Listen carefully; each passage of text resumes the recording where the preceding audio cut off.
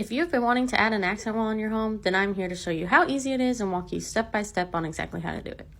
So here's our before and here's our after, and I'm just absolutely obsessed. So first things first, you'll need to start with a flat wall.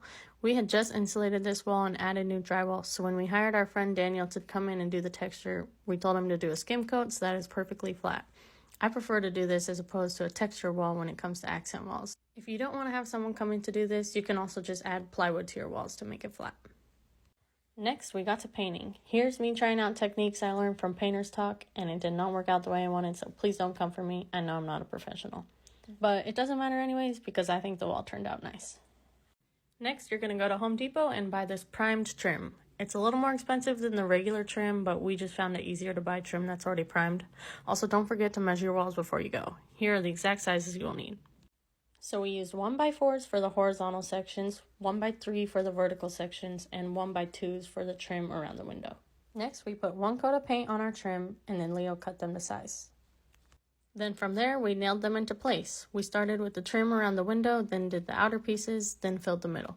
The fun part about this is that you can get creative and put them wherever you want to make a fun accent wall. And now for the final touches. You will need a spackle over all the nail holes and then give them a light sand. After I sand them, I like to run my finger over it to make sure it's flat. Next, you will need some caulk. We buy a case of these from Sherwin-Williams and they are the cheapest we have found so far. You also need a caulk gun and this little smoothing tool. Trust me, it's magic and it's only $5 off of Amazon. We've tried other ones on the market and the rubber just peels everywhere, so be sure to get this exact one. Then you apply the caulk to all the edges. It was honestly coming out horrible because I was using an old tube that we had left over and it was all dried out. But don't worry, we have this magic smoothing tool that will fix all your problems. And for the final step, I added 1 more coat of paint to the trim.